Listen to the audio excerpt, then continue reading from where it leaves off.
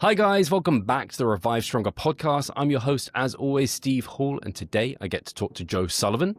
He recently stepped off the bodybuilding stage after close to 2 decades of just full-time competing in powerlifting, where he beat multiple records, of which were his own records. So he had a ton of time invested in that, and he separated himself from that after some pretty bad injuries and went on to do bodybuilding. We talk about his experience in bodybuilding. How was the culture? Did he find it to be toxic or positive? How does it compare to powerlifting? And then a bit of his training background, how that helped or harmed his bodybuilding stage presence. And then also digging into his experience post-show with Retatrutide, a GPL-1 that's helping to reverse him out of stage, and why he's still using it and the benefits he's seen with that. And then we talk quite deeply about just kind of loss in life and some psychology there, which I think you guys will enjoy, that aspect of Joe and that kind of element that he brings to the table. So guys, enjoy the show. This podcast is brought to you by MacroFactor, the smartest nutrition app on the market. Think of it like MyFitnessPal, but supercharged. It outperforms it in every single way. You just enter your details and goals, log your food, and wait. From there, MacroFactor fine-tunes your plan automatically, giving your body exactly what it needs to stay on track and reach your goals, without the guesswork. If you find tracking apps to be stressful or feel like they're judging you for not being perfect, then you'll love MacroFactor. No punishment for imperfection. The app will adapt to your habits and help you better understand your body to move towards your goals at your own pace. So ditch the outdated apps and get with the times. Download MacroFactor today and use my code STRONGER to get 2 weeks completely free via the App Store or Google Play, or find it linked in the description below. Now with that said, let's get into today's show. Joe, as I said to you when we were first connecting, I've been following you for quite a while because you were connecting with some kind of people I follow in the industry, like Jared Feather and Mike Israetel, and you were at Dragon's Lair, which is just an awesome gym. And so I've been following you a while, loved your content, and I noticed that you got into bodybuilding because you'd always been into the powerlifting, and bodybuilding is what this podcast is all about. It's my passion, my love project. And so I was like, oh, there's got to be something I can draw out of Joe to get him on the podcast, because I love your content, I love the stuff you produce. And so this seemed like the prime opportunity now that you're many months post-show, as it was last year that you competed. And the place I wanted to start, Joe, was actually talking about the overall that you got into. So you obviously won your class and then got into an overall, and you actually mentioned that the loss revealed more than winning ever could for you. So I'd love to hear a bit more about that, and we can dig into your season, of course. I know I jumped to the end of it. Oh, dude, no, it's fine. And honestly, jumping to the end of it is probably the best way to approach it, because when I was inside of the season itself, it was just like not singularly focused, obviously, like I have a lot of other things going on, but it was like, okay, this is my objective. This is what I'm focusing on. And after coming from a 17 and a half to 18 year career competing in powerlifting with a single focus being powerlifting, honestly, on a, like, just as a personal aside, it was very, very good. It felt very good to be able to like latch my gaze onto something and be like, this is my objective. This is what I'm doing, etc. And then to kind of build off of that whole perspective, I think that's why I'm even further grateful for having the opportunity to like do that and like enjoy it as much as I did. But then losing was awesome. That's fantastic for me, because obviously we all go, everyone who competes or participates in anything, it's going to be a really great day if we win. Winning feels really, really great. Like winning is very, very good. It's good for us, and it's a big reward. It's like the fireworks go off over the top of your head and rah, rah, everybody loves you and the world is beautiful now, whatever, blah, blah, blah.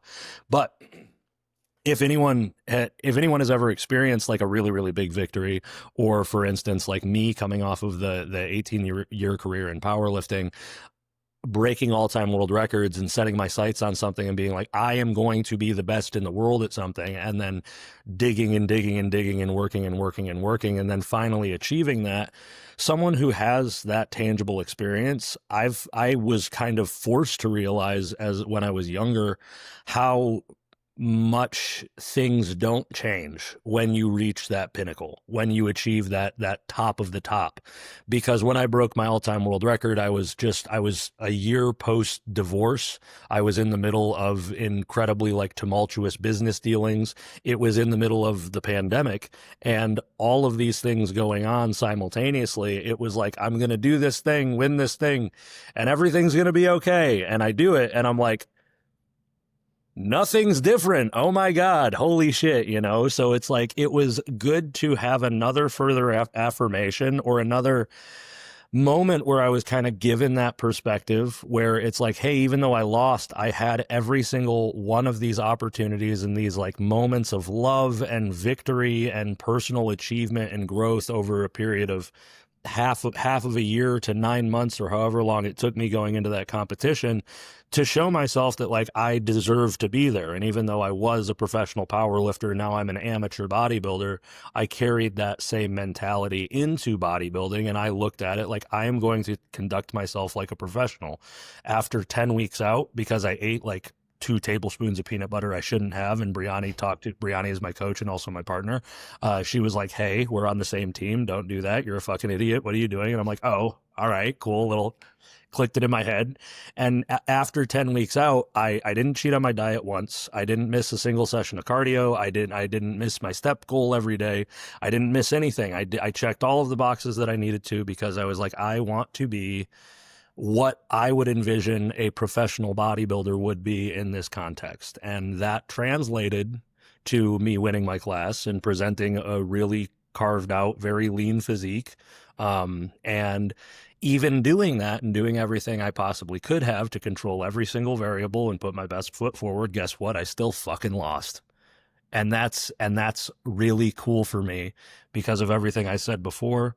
And also finally, I've been at the top in powerlifting for years. I was competing with myself in powerlifting for years. I broke my own record ever since I broke it in 2020. I broke it 8 times thereafter, not against anyone else, against me. It was my own personal achievement versus my own personal achievement. And I am fortunate enough to be the guy who has a hell of a lot of intrinsic motivation, and it's rewarding regardless.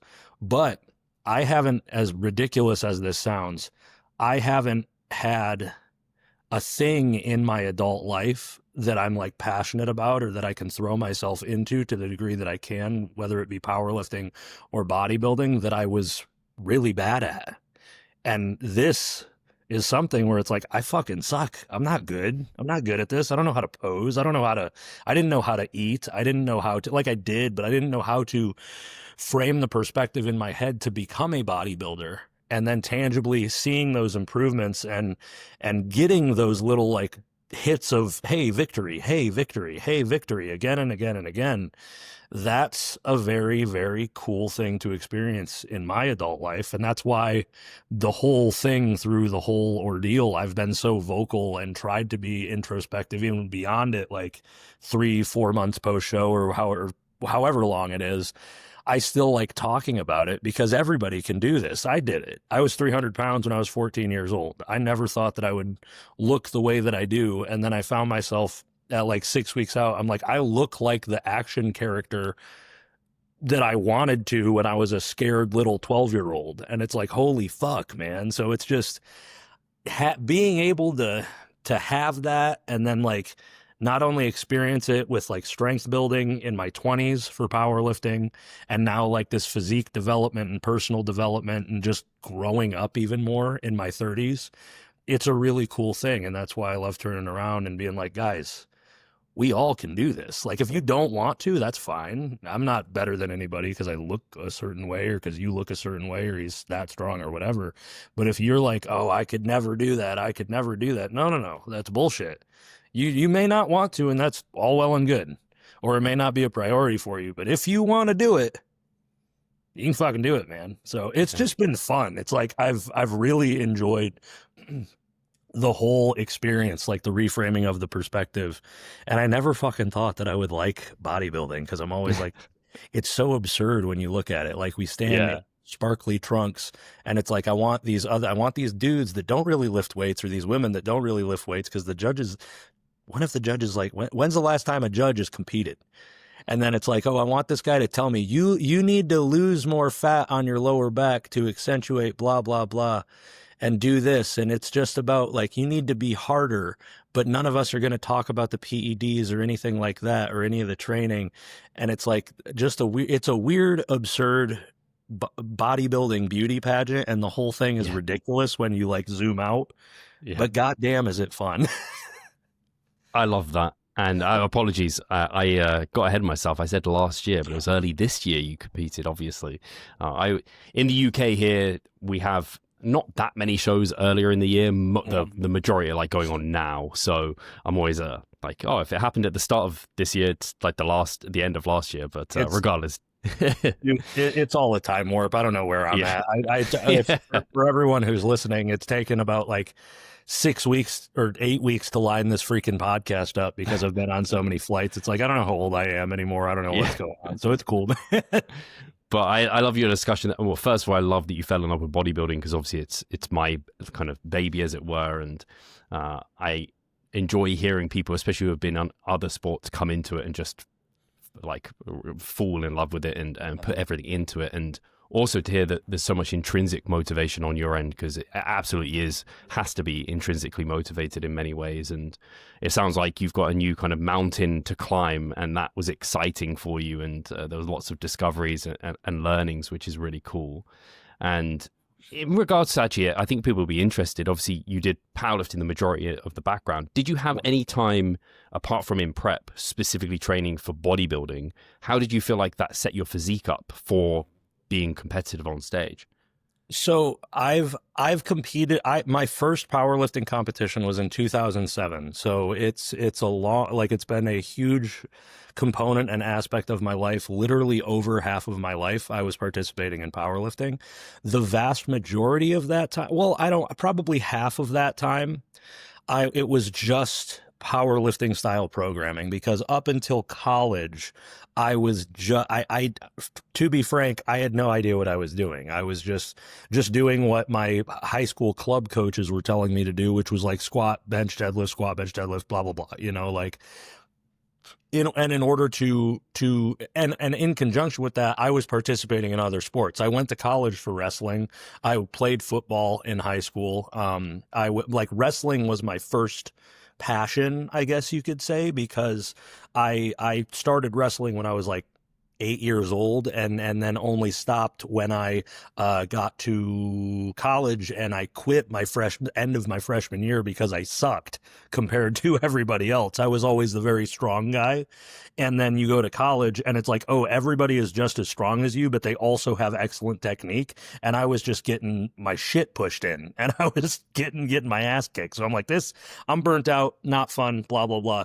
That's when I went back to powerlifting. And during that same period of time, that's probably when I started to train more akin to, it's the things that I found on bodybuilding.com forums. If you remember, I don't know how long you've been in it, but like the MISC and like all of the old school Mad Cows 5x5 and like just all of the crazy programs that would be posted. They're not even crazy, but it was just power building. It's OG power building is what all of that was. And that's really when I started to train in that manner.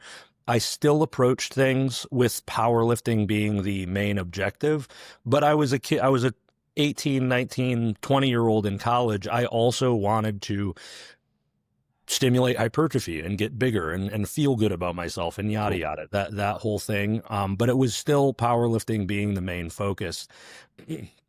And then as I went through my career and I got through all of my education and learn more about like sports periodization and just different styles of training, different schools of thought.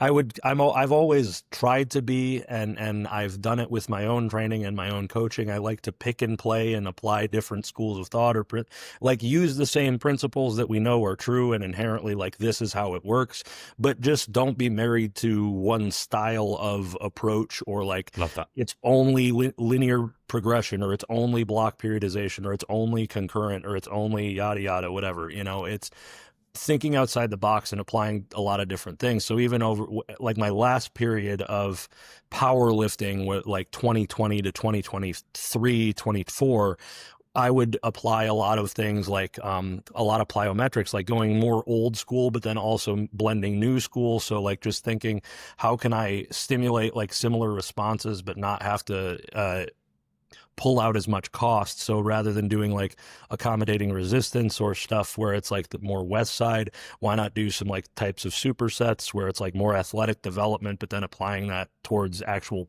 sport, like my sport, which is the lifting weight aspect, which, cause like that's the thing with powerlifting, like powerlifting, it, in a sense, it's the sport that is the training for other sports. But my sport is the actual, or was the training aspect for other sports. So it's always half my career super just locked in powerlifting stuff. And then I was just kind of taking a smattering and like a different kind of like build Mr. Potato Head of like different attributes as much as I could just to figure out like what was the best to reach that goal. But then really, when we mentioned Jared Feather and Mike and like the RP strength crew, that style of just training for hypertrophy, making hypertrophy and physique development the singular goal, whereas like powerlifting was the singular goal, but with different attributes applied. Same deal with hypertrophy. That less than 12 months, honestly.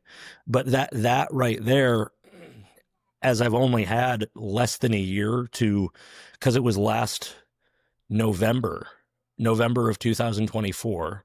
Yeah, November of 2024 when I really was like, okay, I'm going to do a bodybuilding show, or really like started to train in that way and kind of had the further conversations to set me on that path.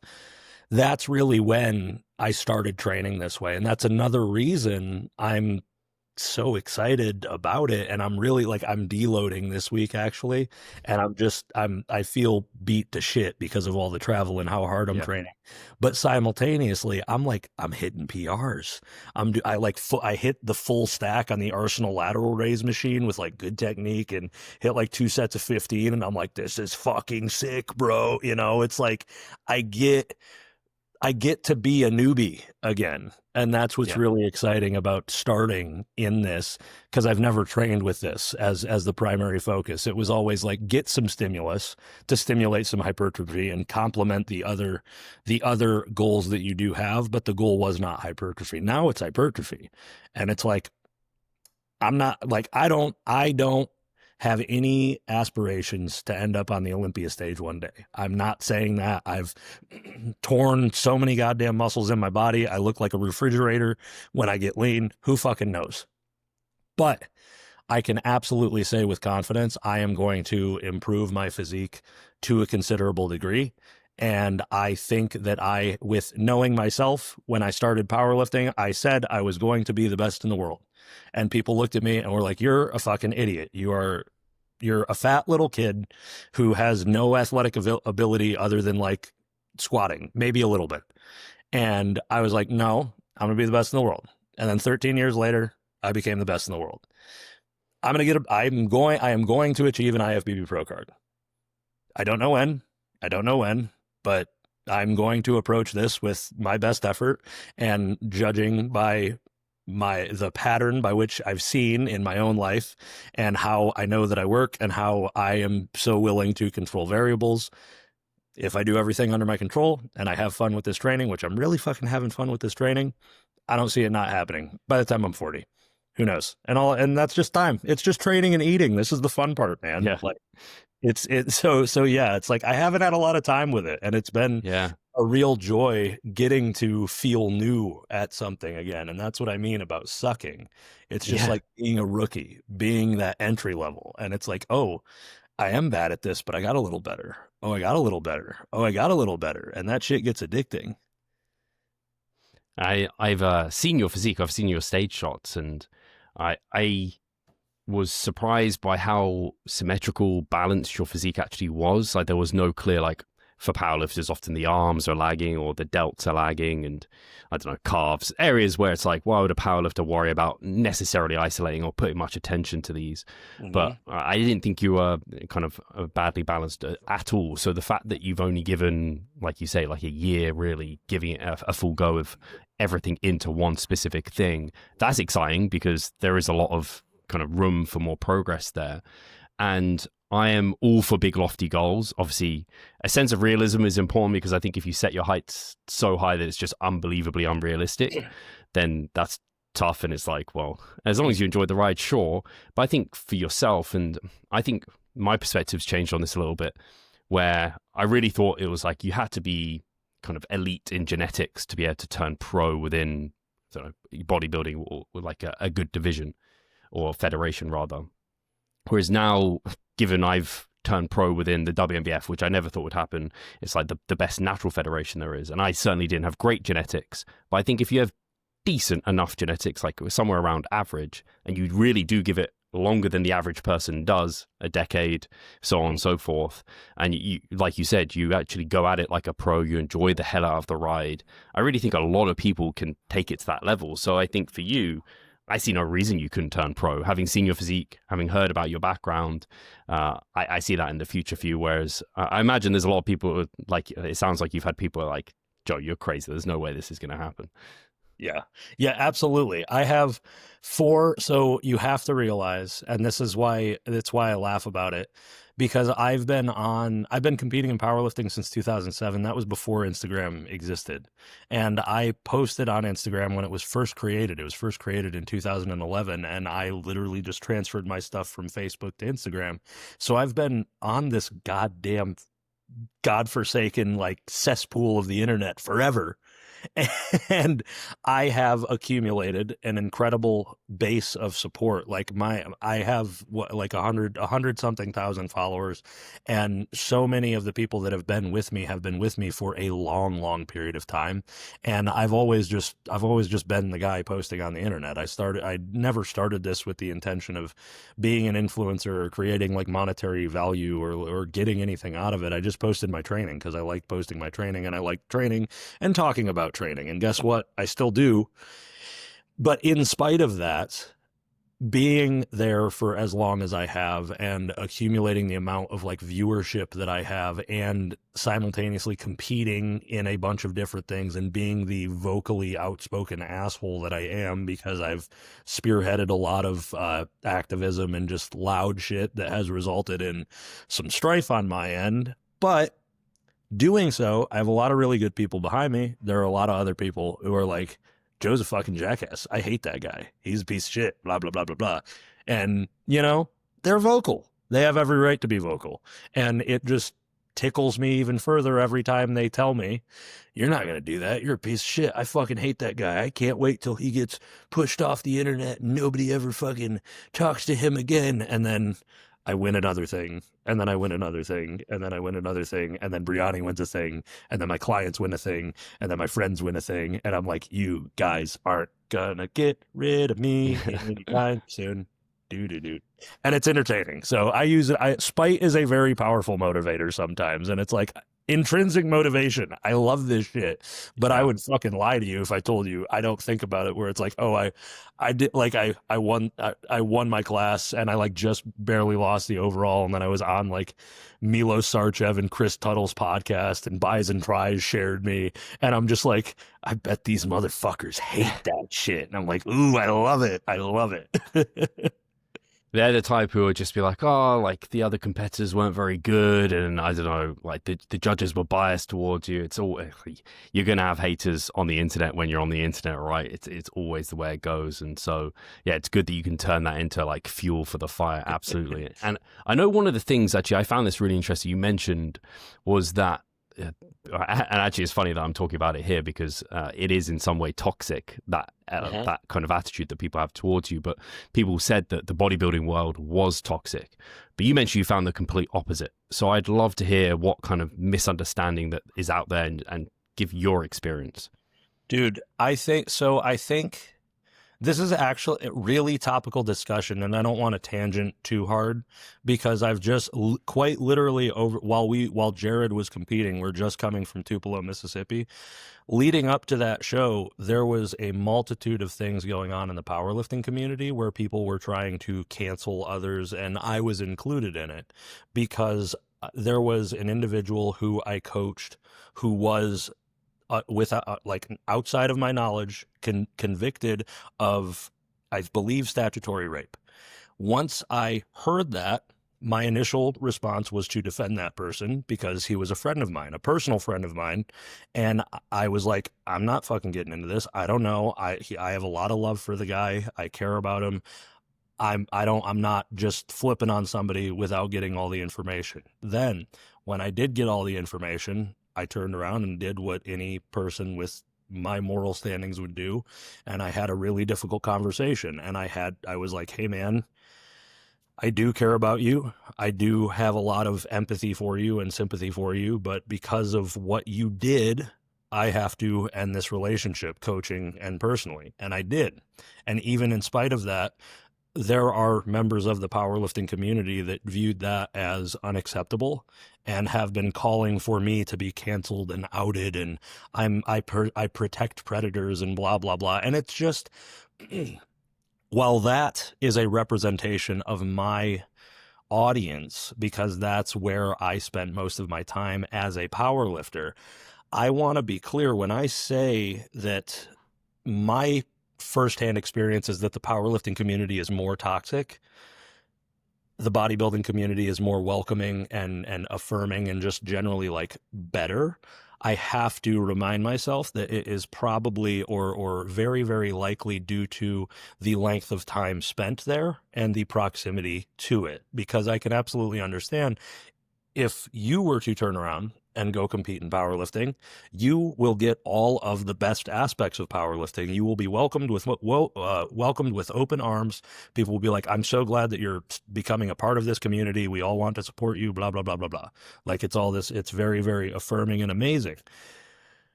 I had the same thing going into bodybuilding because I'm the new guy. They want the new guy to feel good. They want the new guy to be excited about it. They want the new people to see all the best things about it, because why? First impressions are very important, and we're social creatures. That's the nature of the beast. So I loved bodybuilding. I loved getting into it, and I loved how welcoming it was. I am certain that there is toxicity in it. I'm certain that there is some bullshit, just as much as there is in the powerlifting community. I've just seen the powerlifting community in a much more firsthand basis. So I'm a little biased in that way, but I'm enjoying the ride while I'm here. I'm still the new guy. It's one of the reasons that I think I have enjoyed it as much as I have, but also I've been blessed and I'm grateful for the fact that I've learned as much as I have, because I've competed at the high level in powerlifting for close to 2 decades. And now I know what to expect. I'm sure there's toxicity in the bodybuilding community. And you want to know what I want to do with that toxicity? You guys can stay the fuck over there. I got my girl, I got my people, I got my circle, and I got my businesses and my community. Anything outside that, y'all can fucking keep it. Because powerlifting, I was coming up as a younger guy, more ambitious, more volatile, more aggressive in both positive and negative ways. I was like, fuck it. I can take this on. I can take human nature on. I'll beat it with good nature and just ambition and righteous vengeance. And then the world was like, dink. And I fucking went flying back. So it's learning, like it's people. To circle back to it, I don't think the bodybuilding community is toxic. I don't think the powerlifting community is toxic. I don't think the sporting community in general or the fitness industry is toxic. I think people have toxic attributes. And as long as we are social creatures engaging in this shit that we do and putting stuff out on social media, we are going to experience some of that toxicity. But that's why it's important for people like you and me to step back, have conversations that are actually introspective, that actually address both sides of the equation, that it's neither good nor bad, it's just how it fucking is. Then somebody listening to this might think about it and be like, damn, I'm going to change my perspective or adjust my perspective the next time I have a conversation with somebody and I say, bodybuilding gave me an eating disorder, or powerlifting ruined my relationship with the gym. It's like, no, no, no, no, no. The way you experienced it did, the way that you interpreted your reality did, and the way that other people forced their own perspective and reality onto you may have affected you, but it's not the thing in general that is bad or toxic. And that's therapy with Joe for yeah. No, absolutely. And yeah, thank you for sharing that story. That's completely wild. And I mean, hearing that side of it, I can't think of anything you could have done better in that situation personally. I think that's the only way to have gone about it, really. So it's horrible to know people are still wanting to kind of tear you down and bring you down, which I guess, like you said, you've been in that side a lot longer, but also you're like at the top of it. Whereas in bodybuilding, inevitably, people are happy for people below them, right? But if you, as you start climbing the ranks, probably you'll experience a bit more of that kind of toxic nature of people. And I think it's like you said, you can either contribute to it or you can stay away from it. And it makes me think of, I've definitely read this book at some point, but it's essentially the title is all you see is what there is, or what there is all you see type of thing. Like basically, like you said, you only know your own experience. You don't know what other people are experiencing and seeing and everything like that, which makes complete sense there. So yeah, ultimately, I think your environment can be what you make of it. Like you can contribute to being toxic, or you can move into somewhere where it's much more supportive. So I'm glad that you have found it to be very positive in that sense and didn't just fall into toxicity there. In regards to something I found really interesting was this control element, because I personally think I fell in love with bodybuilding for the control element of it. But you mentioned somewhere that kind of giving up elements of control were one of the hardest parts of prep and dealing with that. So I'd love to hear a little bit about that, what that meant to you. So it's the same as what you experience, because I do love the bodybuilding lifestyle because of how much control I have over it, because it reminds me of my time as a wrestler, where I was like beginning at 6 a.m. when I wake up until like 9:30 when I go to bed, everything is a checkbox. I'm like, did that, cool, blah, blah, blah, blah, blah. Did the whole thing. I love that. I thrive on a schedule. I was diagnosed and medicated for ADHD for a long time, and now I am not. And just as much as everybody else, it's like we give ourselves attention deficits because of how much social media we consume. So if I have a to-do list and a checklist, fuck yeah, buddy. I love it. I love the control aspect in that regard, but that was kind of one of the things that I struggled with, so much so that it prevented me from ever reaching what I really could when it comes to my own diet and my own like nutritional manipulation, because I would always seek out the control to such a degree that I was unwilling to fully let go of the steering wheel and let someone else guide the ship to the destination that I didn't know how to get to, because I didn't know how to get myself to stage lean. I didn't know how to get myself into the position where I could actually present myself well in a physique-oriented sport. I knew how to lose weight. I knew how to manipulate body water to reach a weight class for powerlifting. I have done that a million times over with myself and with clients, but I didn't know how to really cap off a contest prep. Because of that, I finally, and this was paired not to go back and harp on like the toxic stuff in powerlifting, but there's a reason I'm fully retiring from powerlifting, where it's like I do not have any plans to step back on the platform, because I think in order for me to fully like develop as an individual and get to a point where I can be happy with myself and my own endeavors is to put a pin on that aspect of my identity. And in doing so, there was a lot of fear and apprehension and honestly grief, because letting go of that aspect of my identity, because when I made my Instagram account in 2011, the name was Joe Sullivan Powerlifter. That is who I was. I wasn't leaving anything open to interpretation. It wasn't like Joe Sullivan that does powerlifting.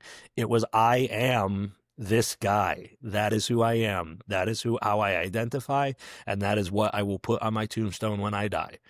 That's where I was with that. So in order to not only reach the end goal of getting stage lean and being a bodybuilder, being a successful bodybuilder, not only having to release control in the sense of the diet, in the sense of like actually letting Brianni write a diet and coach me and like tell me exactly what to do, even though I'm a smart guy, I have my education, I have my experience. I'm like, I can justify a high day. I'm training hard. I should have this. This is good for me.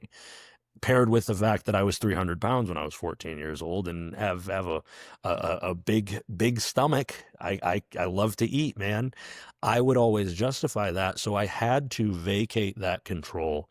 I had in that regard, but also vacate the control in the sense of letting go of who I was, letting go of what I saw myself as, and letting go of who I had come to really believe was the core makeup of what made me Joe. And that was it was really fucking difficult, dude. It was really hard. And I think anyone in that position would struggle with it, because there are still moments today, this past weekend, I told you the little pop-up thing where people were still being like, you're a dickhead, you're blah, blah, blah. And it's like, yeah, I can laugh about it. I can shrug it off, but I'd be lying to you if I told you it didn't hurt. It still sucks. You know, I'm still human, as we all are. And being in a position, being 32 years old, having competed for close to 2 decades, being okay with letting go of the rope and whatever happens, that's a hard place to be. And the shit of it, the rub of the whole thing is that you, Steve, anybody listening to this, me again, when it comes to bodybuilding in like 5 to 10 years, however long, I don't know, maybe I blow my fucking legs off next week doing a hashtag. Who knows? But for real, bro. Yeah, no, it's true. At some point, we will all have to let go of that proverbial rope and the other ropes that we attach ourselves to. Like, my parents are going to die. Bree's parents are going to die. Bree's going to die. I'm going to die. We all have to let go at some point. And it was just, as morbid as it may seem, and as like crazy as it is to talk about just so bluntly, doing bodybuilding and experiencing that firsthand and having to like let go of that aspect of my identity, I think has been one of the most like formative this has been one of the most formative periods that I've gone through in my adult life. And I'm really grateful for it.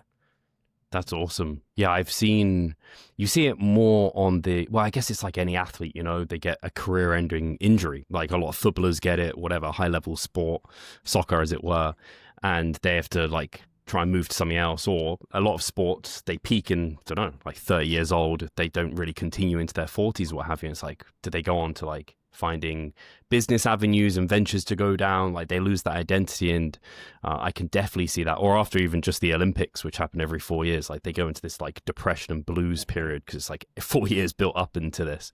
So I can definitely see that. But I see it within our space, especially more so on the enhanced side, because I think careers tend to be shorter, where people have decided for whatever reason, often it's for health and things like this, they're going to pull back because for them it's just the cost isn't worth the kind of the downsides, or the downside, larger than the upside for them at that point, and they, I don't know, go into high rocks or they go into other things, but they lose that identity, which I can only imagine is super tough.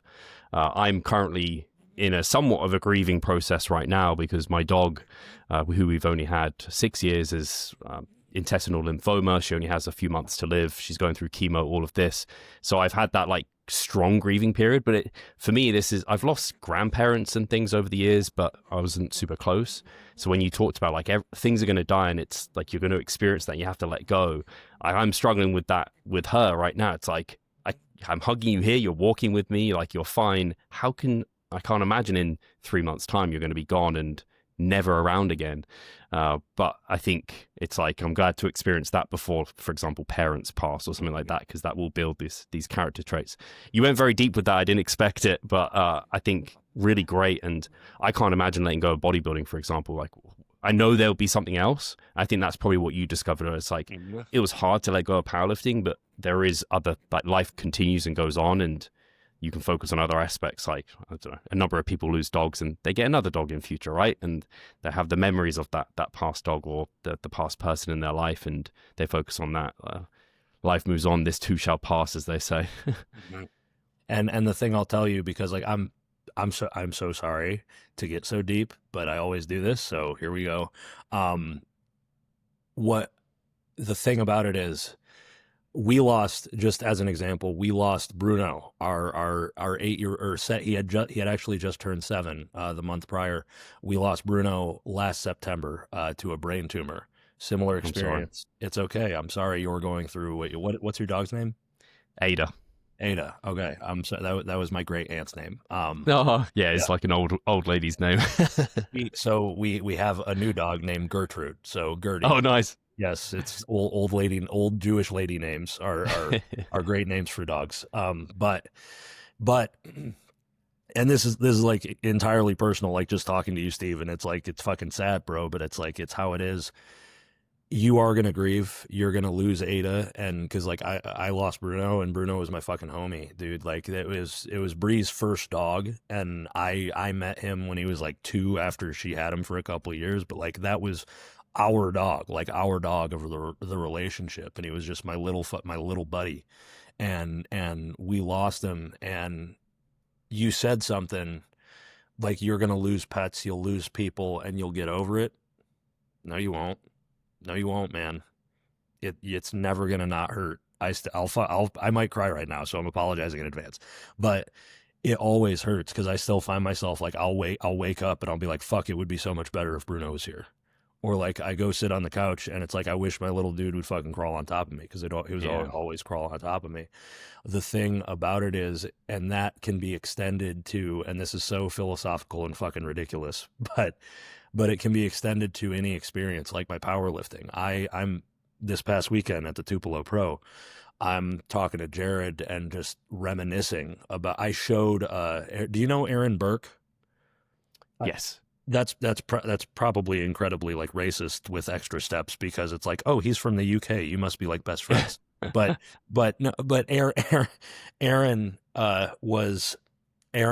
was being shown. Me and Brianni showed Aaron and a couple of other of our friends old powerlifting moments, like, because there's old live streams and like YouTube clips and just different things out there. And looking back and reminiscing on those things, it can be incredibly rewarding, but it can also be painful, because anyone who says that you will fully get over any grief, or you will fully let go of that grief, you may let go of that rope that you were holding on to, but what happens in the interim when you're holding tightly onto it and you're losing your grip? You get rope burns and you tear your shit up. That does not go away. That's always going to be on you. That's always going to be something that you feel, because we lost Bruno last September. It's coming up on 1 year. I still like shit in fucking 6 weeks, I guess. And I still think about that shit, and it still hurts. You're going to think about Ada like years in the future, and it's still going to hurt. But that's the thing that what I have had to realize with me letting go of powerlifting is the fact that it hurts isn't a bad thing, because that shows you how much that it meant to you. And that shows you how important it was to you and how it shaped you during that period of your life. And you can only look back on it, because you can't get it back. You can only look back on it with gratitude and love And that's what, Yeah. it's the same thing with parents. It's the same thing with titles. It's the same thing with achievements, jobs, loved ones, pets, whatever. It's like it all goes away. But that's why it's important to put your whole self into it when you can, and tell your people that you love them, and give your dog a fucking little treat when you're not supposed to, just shit like that. So Yeah. it's the nature of the game we play, man. It's life. It's the fucking bullshit about it. That's literally just what I was thinking about. Is it's life, and it is that balancing act. It makes me think of those interviews they do with, I don't know, people who are retired in their 80s or whatever, and it's like, do you have, like, what advice do you have for like your younger self? What do you wish you did differently? And so many of them are like, I wish I did spent less time working.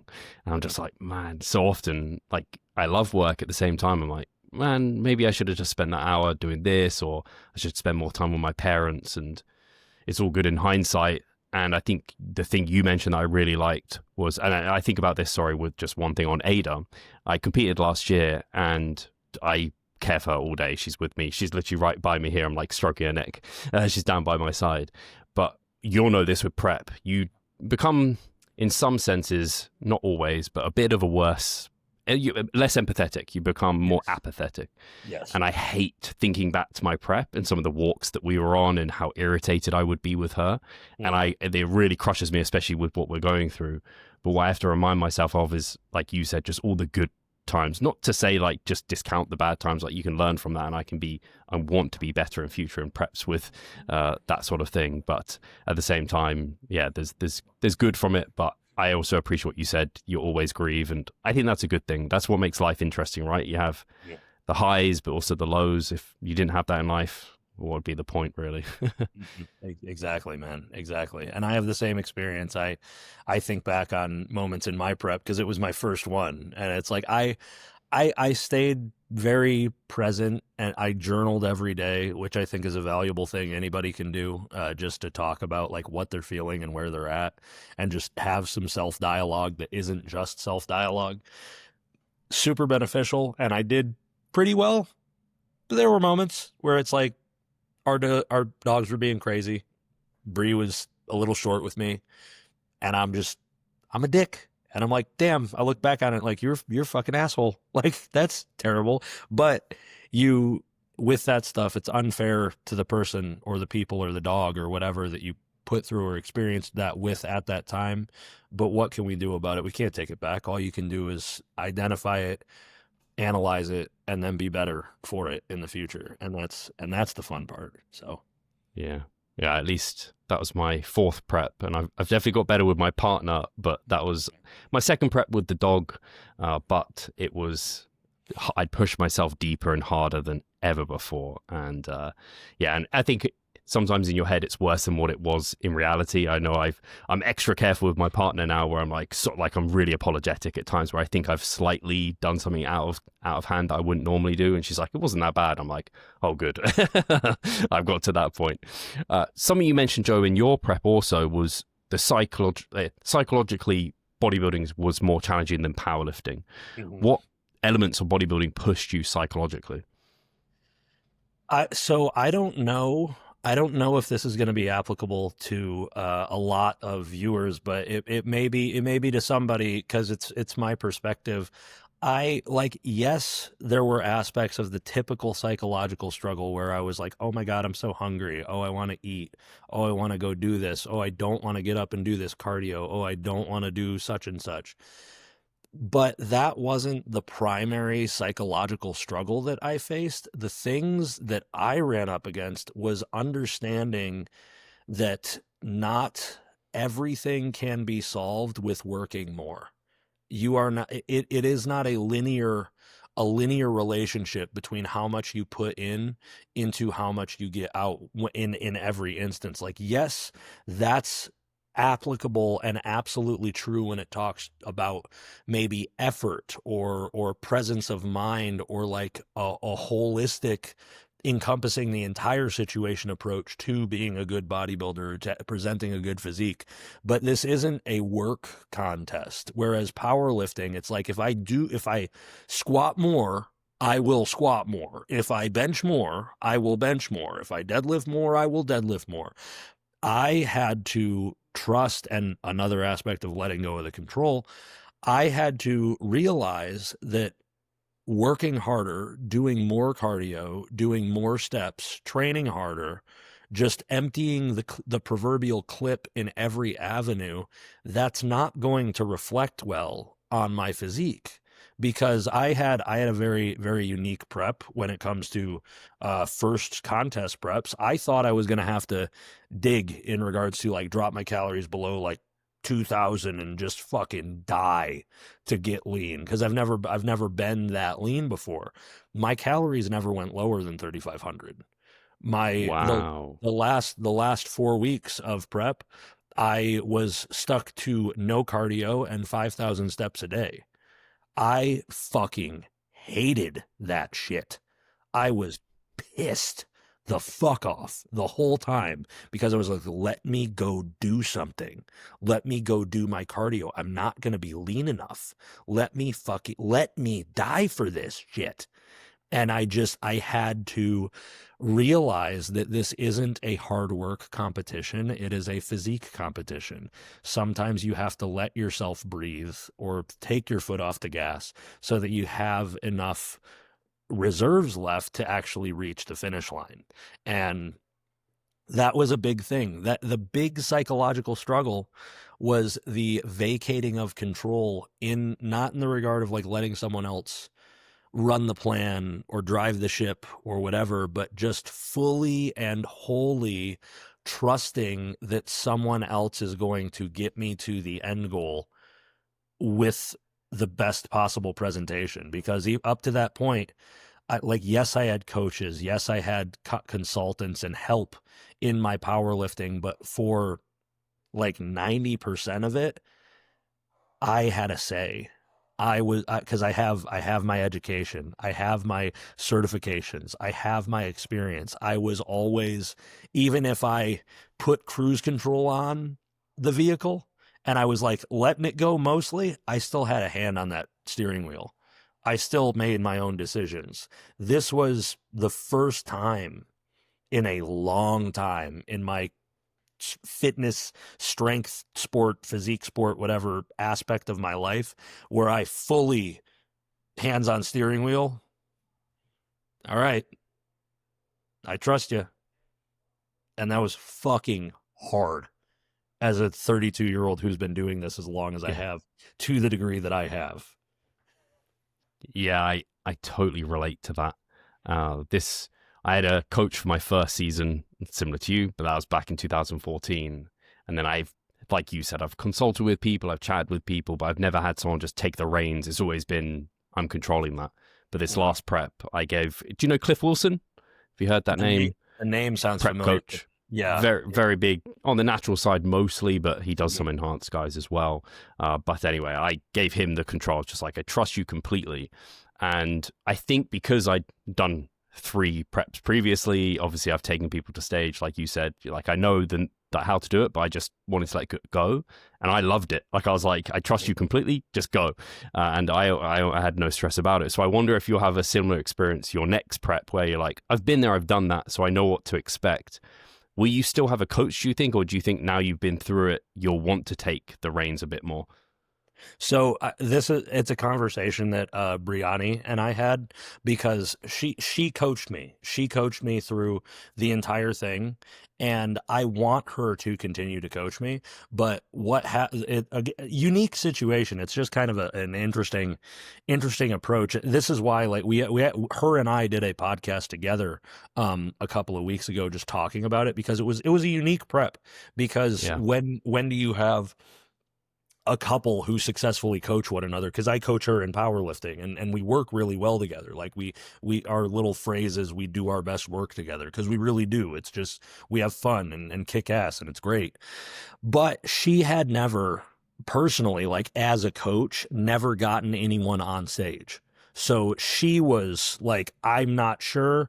I think because she's also educated, she has a background in like nutrition and like dietary sciences and stuff like that. She knows the principles, but she was like, I've never actually done it. I'm not confident enough to do that. So what we had actually done, we brought in Cameron Cheek. Do you know Cameron? Yes. Okay, we brought Cameron Cheek in because he coaches her for bodybuilding. Brought him Got in you. as like an advisory consultant role for the last 6 weeks. So that's where it was like I let Bree take the reins. I let Cam really peak at the end of it, and I loved it. It was cool, but I don't like, frankly, I told Cam this. We're gonna see him in Atlanta this upcoming weekend because we're getting on another fucking flight tomorrow. But we're gonna see him upcoming, and I've had the conversation with him about it because I do plan to compete again in 2026 or 2027, just spending time to build muscle and act like a professional and come back and kick the fucking door down. But I don't know. I go back and forth on it because I really liked it, but I'm not to say that some things were wrong. It's just I would have potentially done a couple of things differently. So maybe even if it is Brianni is taking me there, because I do want her to coach me in that aspect. I think that's fun, and I think it's good for me to let that like vacation of control occur there. But if I were to have Cameron in like a just peak me consultant role or someone else or whatever, I do think that I will still let go of a lot of the control. But for instance, like some of the stuff with like the PED decisions, I'll probably take a little bit more active of a decision, like a role in the decision-making process. Because even that, it was full letting the steering wheel go. And I was like, you guys do it, whatever. And I've been, like I said, I've been competing for close to 2 decades in powerlifting. I moved to the untested side, wink, wink, wink, in 2015. So that's a long time to be doing that has acquired me a lot of anecdotal experience and a lot of like education just through like certifications and courses and just talking and whatever, as we all do. So it's like I know what works. I know what I like. I know what's going to make me feel the best and like perform the best and not destroy me in regards to like oxidative stress or making me like my guts shoot out both ends. So I will whichever direction, I'll probably take a more active role in that decision-making process. But I do think I'll still have like, let someone else guide it. I might work my way back to being like, I'm just going to put like a finger or two on the steering wheel, like just a little bit, just so I'm okay, but who knows? That makes a ton of sense to me because I always think about this when you're like novice, early intermediate, often just following like a Jeff Nippard training program online is going to be better than anything you could make yourself because you don't know yourself well enough at that point.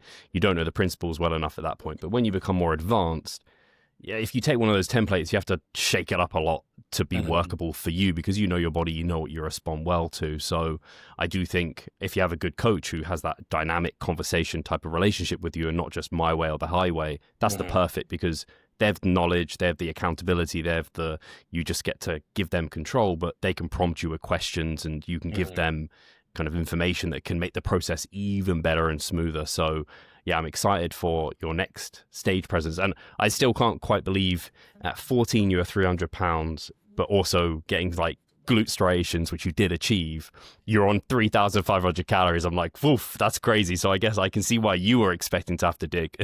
Yeah, no, I really was, man. And I look back and I guess I'm blessed because I was bulking for 32 years of my life without realizing it or something, Something I did want to touch on, Joe, before we end is your experience with Retatrutide.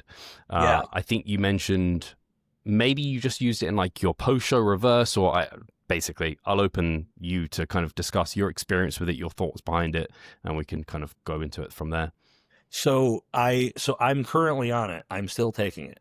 I did not use it during my contest prep. I didn't use it because I didn't want to invite any additional variable. It was my first go and I was like, I just want to do it the way you're supposed to do it. whatever that means, Sure. like in air quotes, Yeah. it's like, if you suffer, you got to suffer. It's part of the process, blah, blah, blah, and I didn't know if it would have, because of my experience being a quite literally a morbidly obese young adolescent, I didn't know if it would cause like some weird water retention or just some like dietary, like GI emptying stuff that could just throw a wrench into the equation. And I didn't want to mess with it.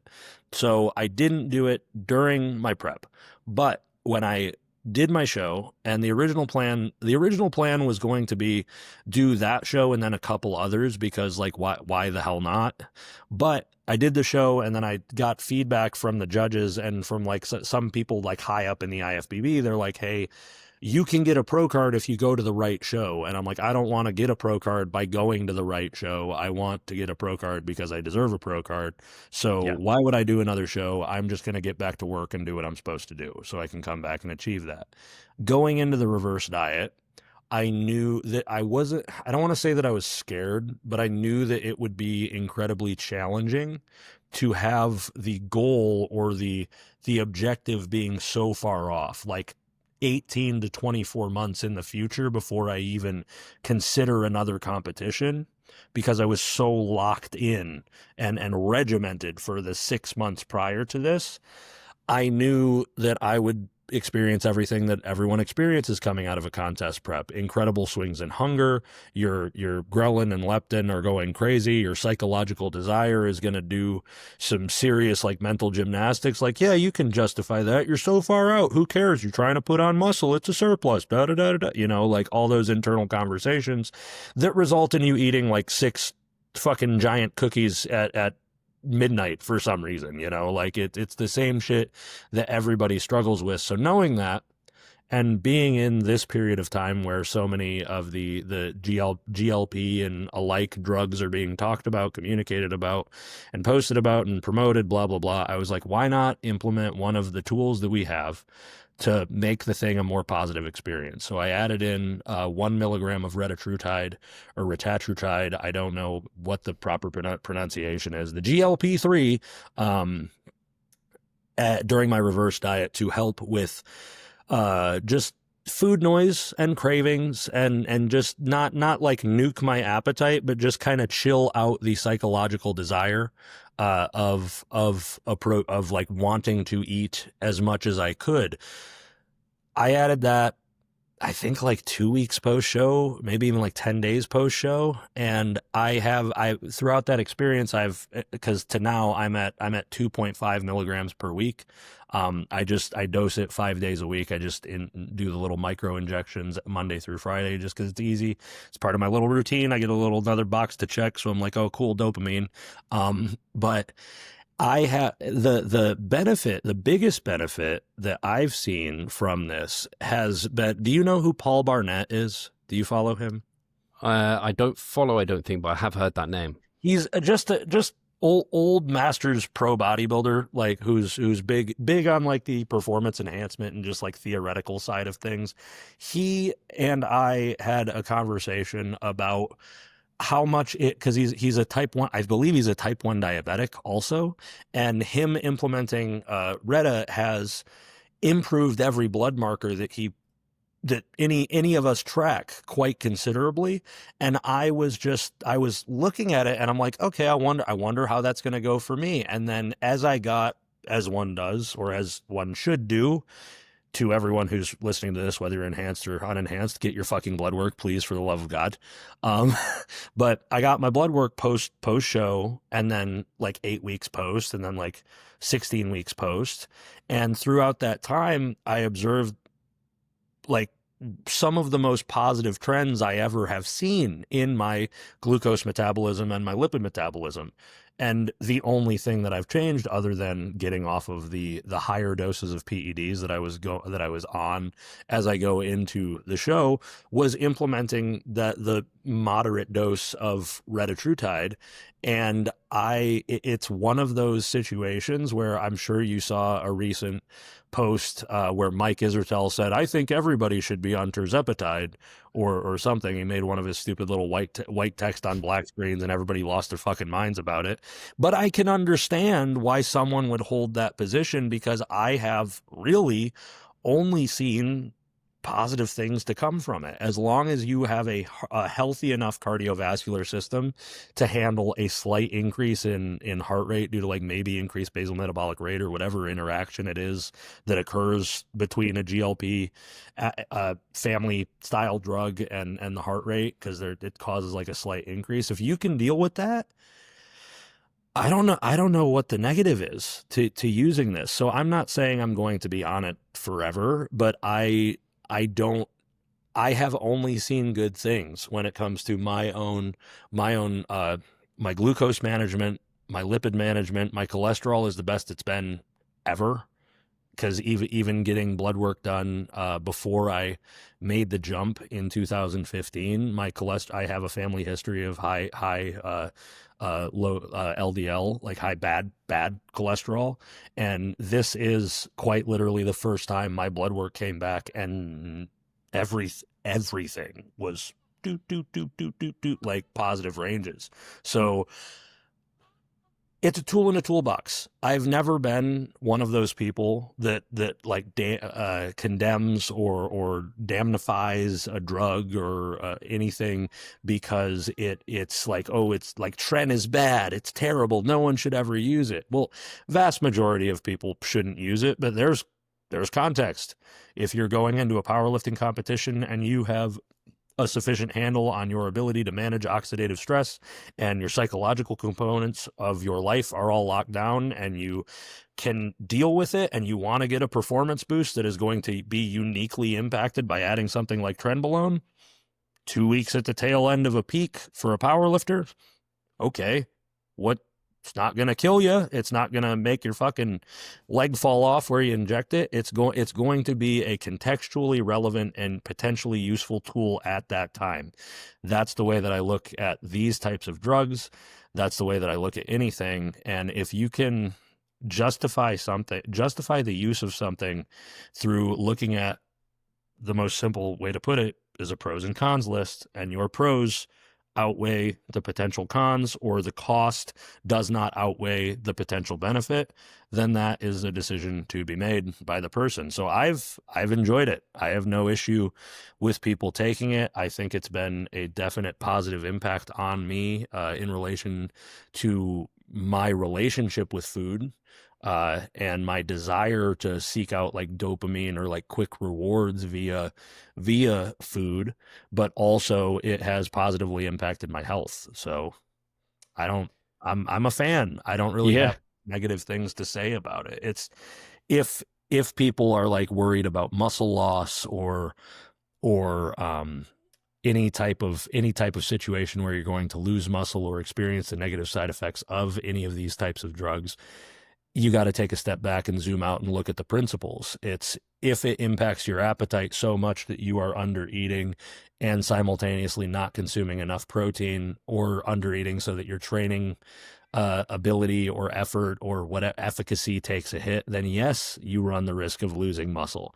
But if you have all the other variables under control, Nick Walker, I think last he said he was on like 3 milligrams of Retatrutide. Where's his muscle going, guys? Like, just because it happens in some of the control groups, those people are not lifting weights like you are lifting. They are not doing the things that you're doing. They're not tracking their macros, as simple as that. They're just eating. And if you take an appetite suppressant and stop eating, you might lose muscle. But it's been a positive for me. Brianni is also using it throughout her contest prep, because she has a pro debut coming up in October, and she's also been very positively impacted. We are a household that loves to eat, so we have some definite like psychological improvements related to like reward systems and whatnot. We're doing like non-food related activities for date nights now, and it's like, oh, this is nice. Cool. Yeah. So just it's been good. Yeah, from my understanding, at least, having spoken to people about it, I spoke to Dr. Crystal about it for quite a while, and when, like you said, when people are educated about how to use it correctly, i.e. they start taking it when they already have good behaviors and good understanding of what a healthy diet looks like, their resistance training, and they're using appropriate doses, and they're, again, not letting their training slide or letting their diet slide to looking complete garbage. They seem to be very, very positive. It's interesting. I look at it often as people look at it like, you've got tattoos. So there's people in the tattoo industry who look at like what they call the not muscle relaxants, the like painkiller, like pain relief, the numbing cream. Yeah. People are like, oh no, you have to earn your tattoo, you have to go through the pain. Or some people are going under even for like a whole back piece or whatever, and people are like, oh no, you should earn your tattoo or whatever. And I kind of have a small amount of time for it, but when I think about it rationally, I'm just like, it doesn't make any sense. It's just like similar with contest prep and dieting, like, oh, you should feel the hunger or whatever. It's like, well, like, why really? I don't really know what benefit there is to that. But interesting I don't know if you know this, and I think this is only relatively recently, at least on the natural side, go via WADA often. I think on the WADA, it's kind of on their watch list. But I think the WNBF at least have already just said in the moment, if you're not prescribed it 3 months leading into the show, you have to be off it. And from next year, you have to be off it for at least a year before taking it. So, but what I do see is, as your application has been post-show, I mean, if you're not competing for a year as a kind of natural athlete, then there is a possibility of using it post-show, because that's where a lot of people massively struggle, like you said, where the floodgates are kind of open, hunger hormone, hunger signaling is all over the place. Again, you haven't got the pressure of the show short term. So the number of people that struggle with binging episodes and overshooting the body fat that they even started a contest prep on, and all the health struggles there, is not great.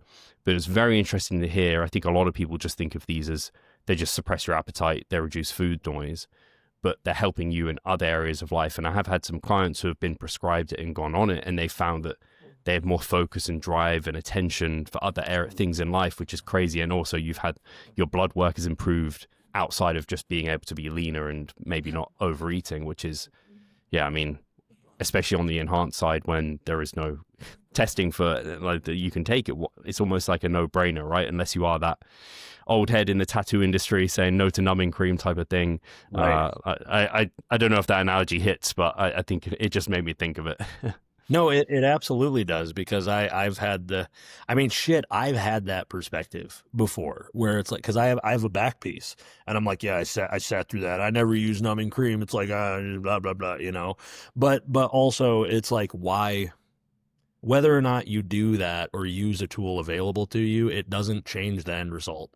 So yeah, there may be some validity to choosing to do hard things and not pulling every lever that you can to make it easier. For sure, there's psychological benefit to accomplishing shit that feels uncomfortable or that feels impossible, or willingly entering into something that is uncomfortable. Absolutely beneficial.